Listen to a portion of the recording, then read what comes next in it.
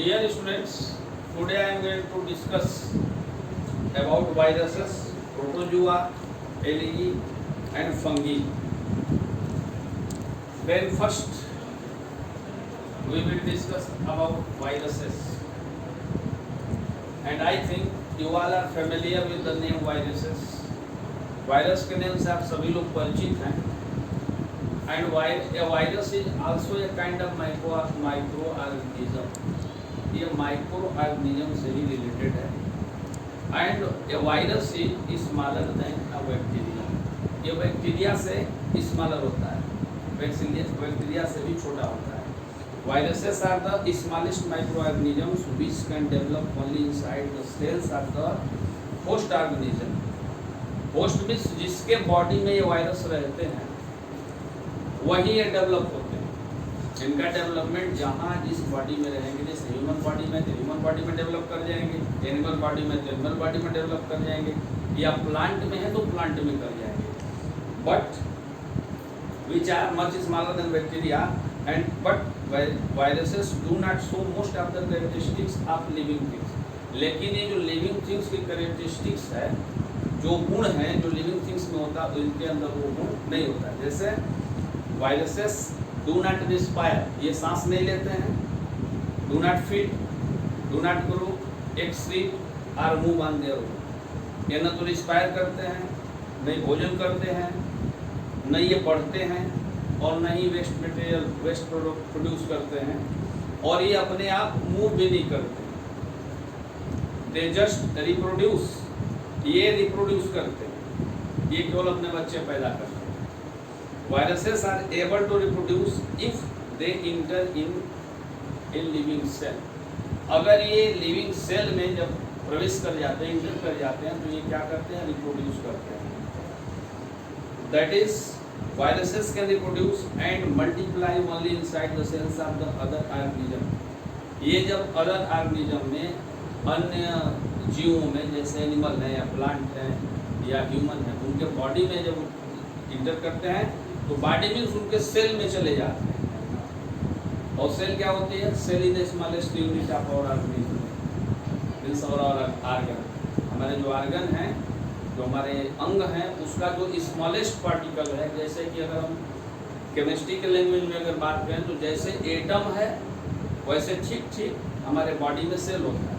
तो ये सेल में चले जाते हैं, और सेल में जब चले जाते हैं तो वहाँ जाके ये ग्रो करते हैं.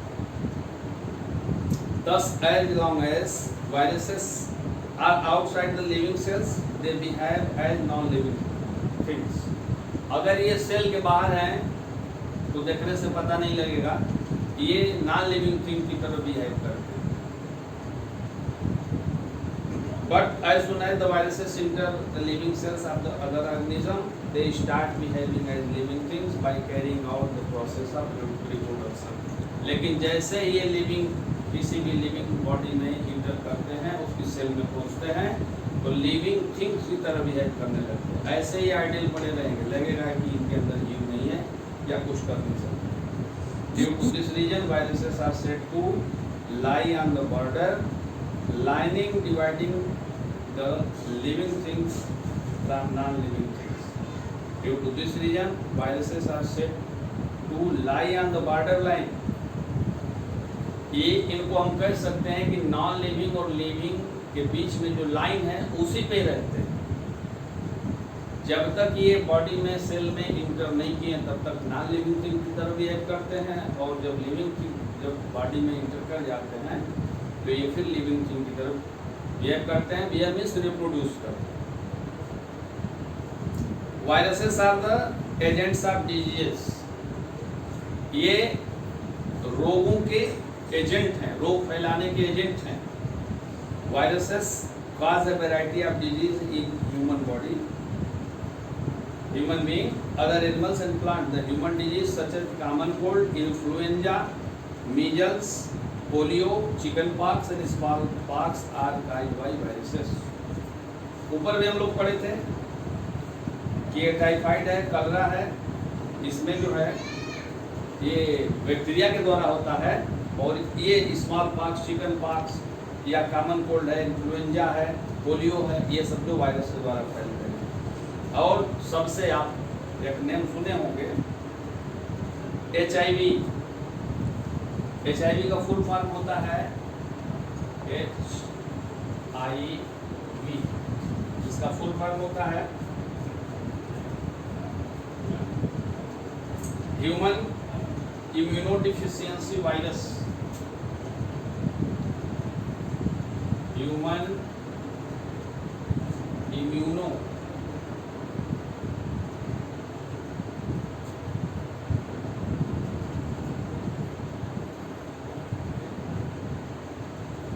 Deficiency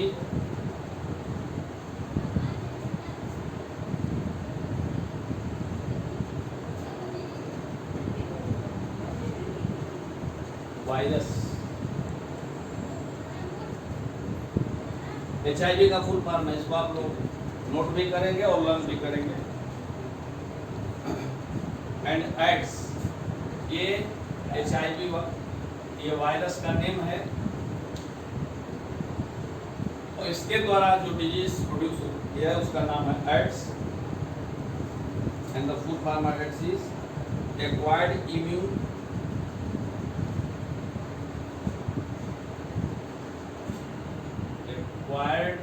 immune deficiency syndrome। deficiency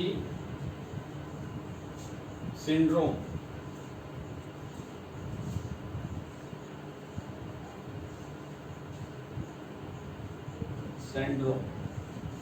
ये दोनों का फुल फॉर्म आप याद करेंगे, नोट भी कर लेंगे। और ये जो है वायरस के द्वारा ही फैलते हैं। Diseases caused by virus can not be treated with antibiotics. और जो वायरस के द्वारा रोग फैलते हैं उनको हम एंटीबायोटिक के द्वारा कंट्रोल नहीं कर सकते, उसका प्रयोग नहीं कर सकते। After that we will learn about protozoa. Protozoa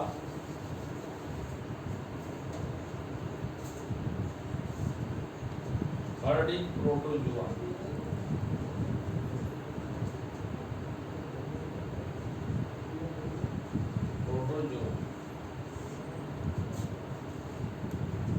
Protozoa are a group of single-celled microorganisms which are classified as animals। Protozoa क्या होते हैं? ये सिंगल सेल माइक्रोऑर्गेनिज्म होते हैं जिनको हम एनिमल्स के रूप में कंसीडर करते हैं, इसको एनिमल मानते हैं। Protozoa are animal like just algae or plant like। Protozoa are found in ponds, lakes, dirty water drains, rivers, sea water and damp soil। ये प्रोटोजुआ कहाँ पाए जाते हैं? पॉन्ड्स में पाए जाते हैं, लेक्स में पाए जाते हैं, डर्टी वाटर ड्रेन्स में पाए जाते हैं, रिवर्स में पाए जाते हैं, सी वाटर में पाए जाते हैं एंड डैम्प सॉइल। और जो डैम्प सॉइल है खोदी गई जगह है या पाटी गई जगह है जिसको हम पाट देते हैं वहाँ पाए जाते हैं। Some common examples of protozoa are amoeba, paramecium, entomeba and plasmodium. ये 4 या 5 टाइप्स के होते हैं प्रोटोजुआ। A few protozoa are shown in this figure. along with this figure में आप देखेंगे प्रोटोजुआ का फिगर दिया गया है। Many protozoa are parasites and cause diseases. इसमें से कुछ प्रोटोजुआ जो हैं क्या हैं? ये पैरासाइट्स हैं और डिजीज काज करते हैं। Diseases like dysentery and malaria are caused by protozoa. Malaria को हम लोग जनरली पढ़ते हैं कि मॉस्किटो बाइट के द्वारा होता है, बट प्रोटोजुआ के कारण भी मलेरिया होता है और डिसेंट्री, पेचिस या दस्त कर सकते हैं। For example Entamoeba is a protozoa which causes a disease known as amoebic dysentery. Entamoeba जो है ये जो डिसेंट्री काज करता है, पैदा करता है, जिसको हम लोग एमोबिक डिसेंट्री कहते हैं। And Plasmodium is a protozoa which causes a disease called malaria in humans. और ये जो प्लाज्मोडियम है ये हमारे बॉडी में एक और रोग पैदा करता है जिसको हम लोग मलेरिया कहते हैं।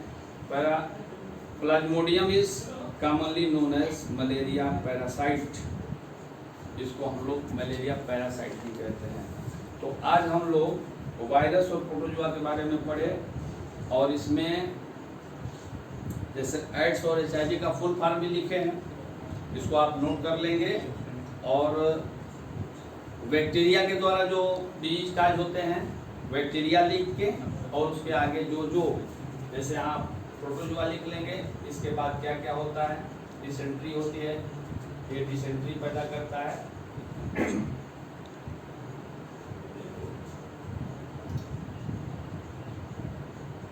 डिसेंट्री और मलेरिया ये दो इसके द्वारा कार्य होता है। इसको हम इसके जो डिजीज है उसको आप लोग नोट कर लेंगे।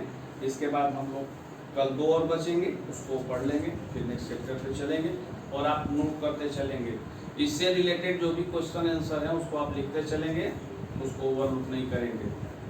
And if you feel any problem in this topic, you may ask me. Thank you for watching video.